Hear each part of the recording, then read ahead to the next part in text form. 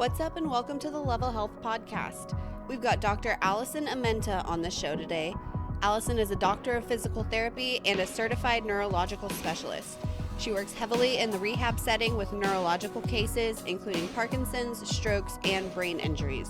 Me and Josh both constantly find new movements and exercises to use with our clients from her Instagram, so we are super excited to share this episode with everyone. Big thanks to Alyson for coming on our show. You can check out her Instagram at optimove.ally. Of course, we'll have that linked in the description below. Thanks for listening, and we hope you enjoy the episode.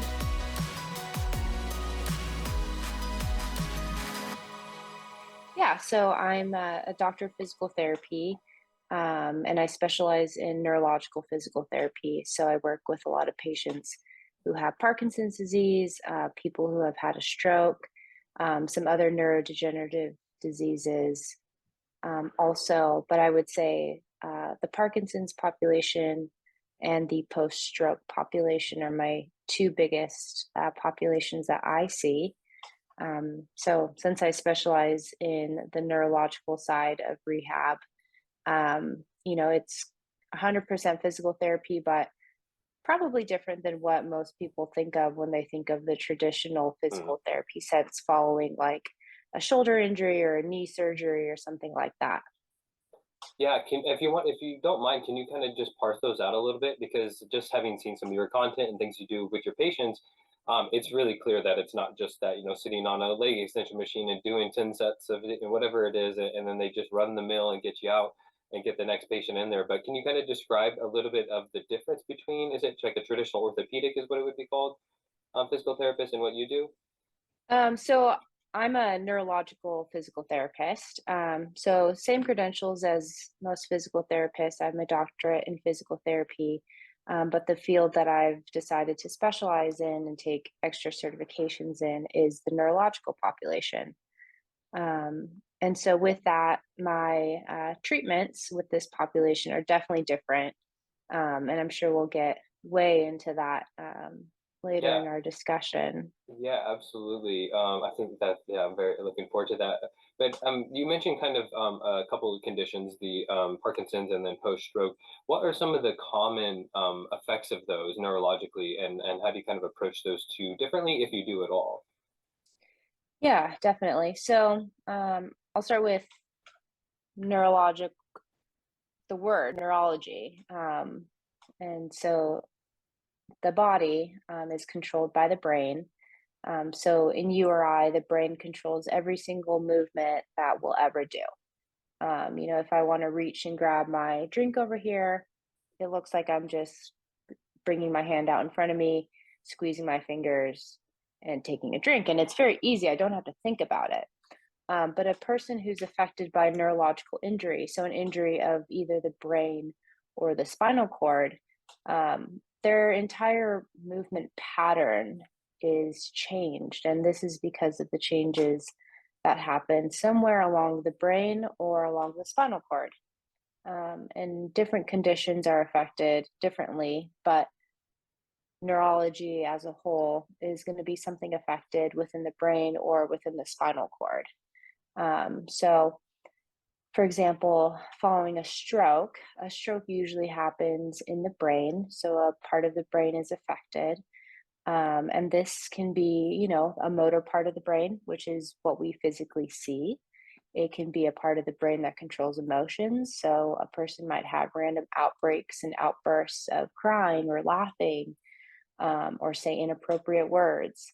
It could affect their speech in general, so they might not know how to formulate words anymore or how to interpret words.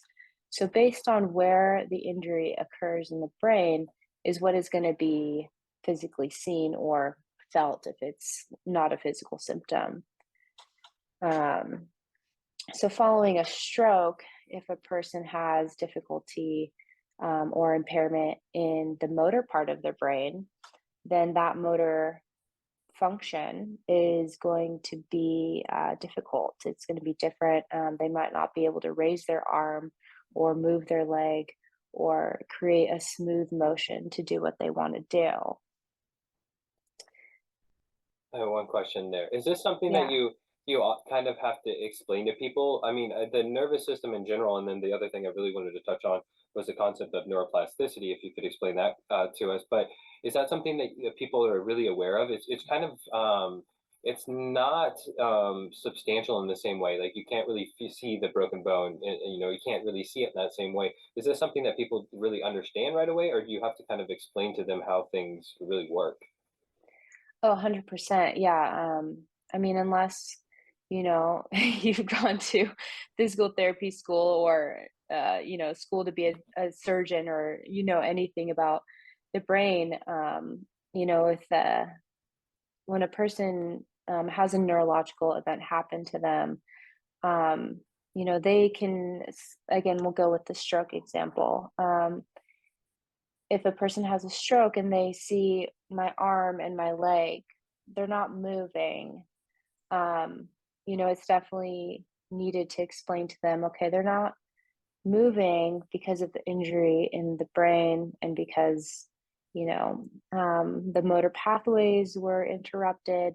So your muscles are still there, your bones are still there, everything is still attached, but the injury is caused by kind of, I like to use a lot of analogies, but you can think of the brain as your computer, right? So if your microchip, something happens to it, the physical computer is still there, your keyboard's still there, your monitor is still there, but the signal's not getting through, and that's from the main hub of the computer. So it's definitely something that we explain to all of our patients, no matter what kind of neurological injury they have. And I like to give really good education that very first time that I see a patient of, this is why your body is doing what it's doing. Um, and it's 100% not your fault. It's not you, it's not anything. I like to kind of take a person's identity out of the situation because a lot of the times they'll get very frustrated with their body because it's not doing what they think it should be able to do. And so, kind of breaking it back down into that brain and spinal cord component of it allows them to disassociate themselves as who they are as their identity from their injury. Does that play a big role? I have a couple other questions on that, but I think that it's no secret that people get so tied into whether it's, you know, a past injury and it just becomes such a big part of their identity. Is that something that you have to perhaps work on as well? And obviously you can discuss with them in the very beginning, but like I said, it gets pretty deeply entwined with their identity. So is that something you have to kind of work on as well? Oh, 100%. Yeah. Every person is completely different in how they see themselves and what they want to get back to. But I think individualizing a person's goals and what they want to get back to is extremely important in the whole process. And how does the neurological, or I'm sorry, the nervous system recovery, that component, how does that compare to like soft tissue recovery? Is it longer? Can it depend from person to person? How does that look? Um, Kind of both. It depends person to person. So we'll talk a little bit now about neuroplasticity. So the Awesome. nervous system. Looking forward to.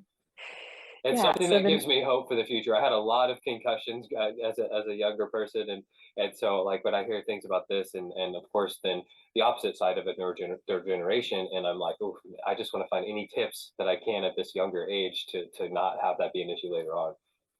Yeah, 100%. So the young age is a big component to it. So neuroplasticity, by definition, I'll read this definition so I don't get it wrong, is the brain's ability to reorganize itself by forming new neural connections in response to training and practice. So neurological system, brain and spinal cord, plasticity, plastic, the ability to be molded. So your brain and spinal cord, with their anatomy, and I won't go too much into it, but you have your brain and it sends electrical signals to synapses, which are essentially, you could picture them like wires running throughout your entire brain into your body. So your brain is sending messages everywhere into your body through these signals. And the signals are created by your experiences, from, childbirth, until your current age. And, they'll keep running forever until your death, obviously. But there is a point, unfortunately, in which the neurogenesis, the ability to make new neurons, synapses connections, slows down, stops. That's not as much of a problem with neuroplasticity, because the basis of neuroplasticity is the brain's ability to reorganize itself. So again, we can use a stroke as an example. So in a stroke, a lot of the times one side of your body will be affected. So we'll say it's my right arm. I'm right-handed. I do everything with my right arm. I write with my right arm. I'm going to, drink with my right arm. And then with this stroke, my right side is affected. So it doesn't work very well, very smoothly. I'm very weak. I don't have a lot of strength. So neuroplasticity would be the brain's ability to utilize first, maybe your left hand. Your left hand becomes your stronger hand, because those connections are strengthened the more that you use your left hand while your right hand recovers. So that's one example of neuroplasticity. Basically, the more you use something, the stronger it becomes. So if you're constantly using a specific motor pattern, a pathway, a road, you can think of it like you take the same road to work every single day. That's your route. And then one day that road is under construction. So you have to go around and you have to find the other route to get to work. That's neuroplasticity. It's reorganizing your connections. It's just instead of using the same connection every time, you strengthen another connection, which is also super useful and very beneficial. So back to my example of one hand maybe not working. So I could use my left hand. I could strengthen the connections of my left hand. Or I can use neuroplasticity for my right hand and re-strengthen those connections. Basically, neuroplasticity is saying that the brain's connections are malleable, and they're able to be changed. They're able to be strengthened. On the reverse of that, they're able to be weakened. So. And what are some activities that can promote this? Is there anything that promotes it especially well? And then so say, coming from like a fitness professional perspective, obviously there's a scope of practice here, and nothing is going to be the treatment option. But is there a way that you maybe break down exercises into smaller and smaller pieces and work your way up, much the same way that I would teach somebody just to learn an exercise in the first place? Are they similar processes, just learning and then actually learning post injury, or is there kind of a different process or approach?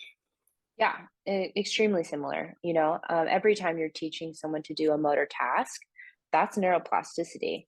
So if you're teaching someone how to do a bicep curl, they've never done it before, you're probably going to explain it first. You'll probably show them. You'll have them try to go through the movement. If they do it right, great, done. If they don't do it right, well, let's give them some cues and some some advice of, okay, try keeping your hand up and bringing your shoulder back. So extremely similar, if not, arguably the same thing. The difference, obviously, in a neurological disorder is that nervous system isn't quick to respond. So you could tell someone, okay, do a bicep curl, and their body won't respond because somewhere along that neurological system, it's injured. So then you decide, okay, are we able to break down this movement to maybe where they can still do it, but not as well?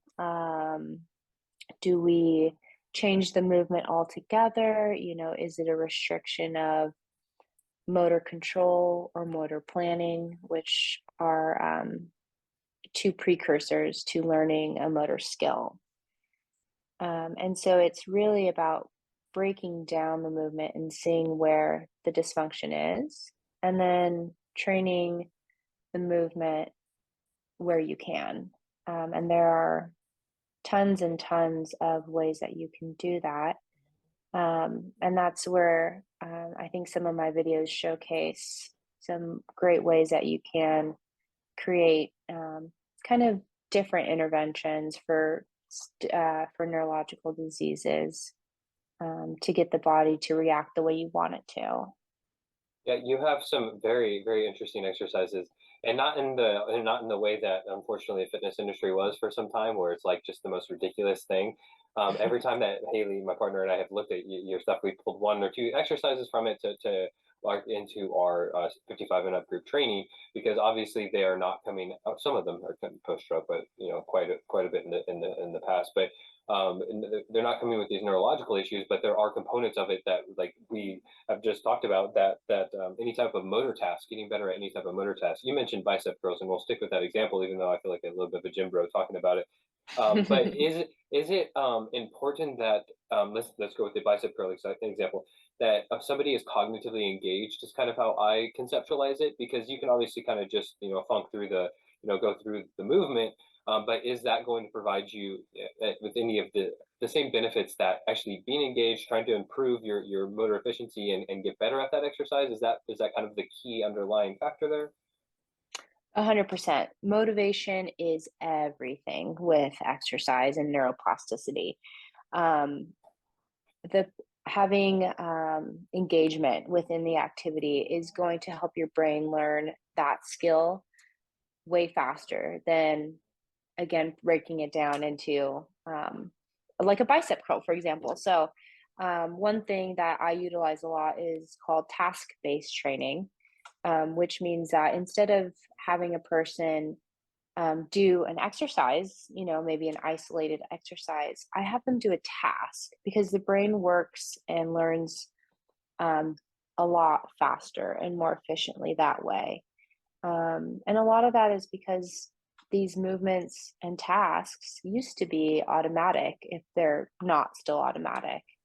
Um, so the motivation factor is extremely huge, making it something that the client wants to be doing, or making it fun, challenging, motivating, um, has so many benefits. And along those lines, another population that I work with a lot is Parkinson's. And within the Parkinson's population, one of the main deficiencies within the neurological system is a neurochemical called dopamine. Probably heard of dopamine before. It's like your feel good motivator, neurochemical within your brain that kind of lights up whenever you anticipate something, or it's like, oh, ice cream, yeah, like I can't wait to get ice cream. That's dopamine. So unfortunately, within the Parkinson's population, dopamine is affected. So these people don't have as much of it within their brains to allow them to, one, create smooth movement patterns. That's another one of the things that dopamine does. But two, have that sense of excitement and motivation and reward, which is a real, bummer. Imagine not being able to feel excited or motivated to do something. And so that's another reason why I like to use a lot of the task-based stuff, making things into a game and making them into a challenge, giving them a goal, because you can do, all of these exercises, but having the client want to do them is really what's going to make them work harder at it. Yeah, and then also just wanting to be there in the first place, because I kind of mentioned a little bit, there is that kind of old trope in the physical therapy space of just the physical therapy mills that people get tossed into and tossed out of. But that's obviously a completely different focus, an absolutely completely different focus than what you were doing. But I had okay. So on the topic of actually just protecting our brains in general, what are some of the Yeah. things that we can do? Whether it's exercise, of course, nutrition plays a component. I'm sure, but what are some things that you would recommend that we do to protect our brains as we age? Aerobic activity. Yeah, I'm the last year, oh gosh, probably last year, I was like, I have actually been doing quite a bit of aerobic training, but I'm trying to convince my partner Haley to do it as well. If nothing else for the brain, I feel like I'm coming from the perspective of a veteran. I was in Afghanistan, and I'm seeing a high rate of cancer amongst Hmm. veterans from that community, and it's just something that's motivated me and my dog, of course, to get out running and roughing and things like that. But so aerobic activity number one. Number one, if you're going to do anything to protect your brain, do aerobic activity. Um, it's been shown to, specifically within my population with Parkinson's, increase neuroplasticity, increase dopamine delivery, increase that excitability within your brain to create new connections. Um, and that goes for everything within your brain, for memory. One really big thing in PT school was, this education of the brain and learning and learning and memory. And it's like, how do you get yourself to remember everything that you need to remember? And I remember my neuro professor um, talked about this chemical called BDNF, brain derived neurotrophic factor, which is another neurochemical released by your brain with aerobic activity that enhances your memory. And it's just like, oh, okay, great. Like if I want to remember something more, let me just go do a really quick, run down the track and help that oxygen delivery to my brain. Mm. Because yeah, that makes sense. If my brain's deprived of oxygen, it's not going to want to remember things. So aerobic activity, and that's the recommended amount is 30 to 45 minutes of vigorous aerobic activity. Um, Moderate to vigorous, is going to depend on the person, and that's completely fine.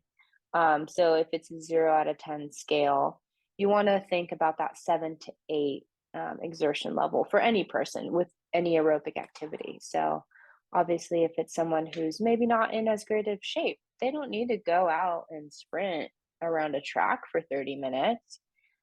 They can go on a really quick walk if that means that they're breathing heavier, their heart rate is elevated, and they feel like they're working within a 7 to 8 out of 10. Mm. That's interesting. I was going to ask that exact question is where let's say an individual is just physically unable to do what most people think of is running, jogging, that slogging away on the treadmill. They think that that is kind of what aerobic activity is, but that subjective experience. In fact, when I have prescribed aerobic activity to clients, I have never done it on a scale, an objective scale. It's always been a subjective scale, like are you breathing Hmm. heavy? Are you sweating, but you can still hold a conversation? So that's try to kind of gauge it like that. But yeah, so that was my question: is what does that need to look like? I mean, again, people I think tend to think that aerobic activity or cardio needs to be an absolute grind fest, but it can just be something that's invigorating, really. Yeah, really. And different studies will say different things. Some will say, okay, it has to be 30 minutes all at one time. But really, from a lot of the research I've read, it's really about the total time. So maybe you do 10 minutes of a really quick walk in the morning, and then at lunch go up and down the stairs a few times. And then at dinner, before you go to bed, you hop on a stationary bike for 10 or 15 minutes. So it doesn't have to be, a very static number, or kind of like what you said, something that you're just, killing yourself over. But anything that, again, is aerobic, that makes you breathe harder, gets your heart rate up throughout the day, is going to be extremely beneficial to your nervous system. That's great. I hope that that will be enough motivation for Haley to start doing some aerobic activity. Yeah, and then my old experience was very much calorie burn focused. The aerobic activity was nothing for anything other than for body composition purposes. But in reality, like I've completely shifted that 100%, and I hope that that comes across in the way that I speak with clients and things like that, because it really seems that as much as I eschewed cardio, once I fell in love with lifting, I think that they're two parts of a very important overall piece that it can't be neglected. Definitely, yeah. And I mean, it's hard. I know it's really hard. I mean, I do this for a living, but my own mother won't listen to me. So it's Yeah. hard, it's sometimes I mean, it's 100% a personal decision based on the person and what their beliefs are and what their, again, motivation is. But hopefully increasing that education to every person we can, of the benefits. Again, like what you said, it's not aesthetic, it's not to lose weight maybe, but these things have been shown to help your brain, which is everything. Absolutely. Yeah. Okay. So number one, aerobic activity. Number two, do you have anything else for us to protect our brains as we age? Um, adequate sleep. Oh, Adequate sleep is how a big of huge a role one. does that play? I know that it's sillily enough, it's become kind of in vogue to talk about it, but it seems such a fundamental component of overall health, right? Yeah, definitely. Sleep, again, is comparable with exercise in that your brain is your computer. Um, your brain recovers and reorganizes at nighttime when you're asleep. And it needs that time to be able to, do what the brain does, which is a whole other thing that we don't even really know. Yeah. Why we sleep and why we sleep as much as we do, but we do know that we need sleep to help the brain's organization, recovery. Again, in my field, with any neurological injury, the sleep is equally as important as the exercise, because that's where that neurological injury of your brain or spinal cord is able to just have very low stimulation. It's not processing things, like it is when you're awake. It's your brain's time to heal and organize and reorganize and, catch up on what it needs to do. So sleep is definitely a huge thing, and I know the numbers kind of vary too, and maybe older adults need less as they age, but I think the overall rule is still 7 to 8 to hopefully 9 hours of sleep at night. Yeah, it's kind of upsetting how little our society values sleep, and hopefully that's shifting. But you kind of alluded to something about that we actually. I don't want to speak out of turn here, but is there a lot that we do not know about the brain? And if there is a lot that we do not know, what do we know for sure? What are some things that we know for sure? Of course, you mentioned sleep and exercise are good for that. But it really does seem like it for a very long time it was just kind of this black box. People thought that just stuff happened in there, and we didn't know if we were going to be able to know anything. But what are some hard facts that we know, and what are some things that we do not know? Just off the top of your head, it doesn't have to be crazy. Oh man. Okay. So, motor wise, I'll talk motor since I'm a physical therapist. We know that there's a specific part of your brain dedicated to the motor system. And it's actually kind of crazy. If you Google homunculus, it's like this really crazy, like Picasso looking drawing of the brain's map of where each part of your control of that body part lays roughly within the brain. So we do know that the brain is organized into different sections, and different sections of the brain can be affected with any neurological injury. We know that the brain's organized in different like map areas. We do know that it is plastic. It will change. It will grow, and that is actually a newer concept, that scientists have discovered too, probably within the last, I would say, 5 to 10 years. Is that concept of neuroplasticity and brain change. And I mean that alone is a really big thing. Like you said, it gives people hope that okay, um, I have the ability to change my brain. And that also, goes really heavily into the realm of like counseling, right? Like psychological counseling, of behavioral patterns and things like that. That also is neuroplasticity, your ability to change your reactions to things based on which neural circuits you light up most frequently. Yeah, that's super cool. And I think that knowing that concept, knowing the idea that these neural pathways get solidified over time, and that your behaviors are reinforcing those, or you can over time you develop that mindfulness to where you can take a step back and potentially consciously change that behavior. And I like to think that just every single time that you do that, you support that new behavior or you support that new movement pattern, that every single time it's just getting a little bit closer, a little bit closer. And I think that's pretty, I mean, as far as like a fitness professional, personal trainer needs to know, I feel like that's about as far as you really need to go in terms of understanding, because it can get really deep mechanistically. But just understanding that, having that cognitive awareness in the moment, in the movement, and getting better at that, and just practicing, and really developing that awareness around it is what I feel I try to kind of communicate is key to getting better and protecting our brains and stuff like that. Yeah, 100%. Yep. That's you nailed it right there. Well, it's good to hear that all is not lost. In fact, that's interesting that it's only been over the last decade at most that this has really been really, I guess, has it been kind of put forth for a long time, and we're just kind of now getting the research to solidify it, or is it just something that's just really kind of revolutionary over the last little bit? I think both, honestly. Any brain study is obviously very difficult to do and it takes time to compare one brain to another brain if that's the method that the researcher chooses to do. But yeah, I think it's just more of a recent concept with more of that accessibility to imaging and things like that. That makes Um, sense. Technology is getting yeah. better. Is this my final question before I have one more for you? Is this is this field, is this understanding informing the broader physical therapy space? Are there components of it that are going to be utilized at a much broader scale, or is this going to be something there's always going to need to be a neurological specialist kind of leading that recovery effort?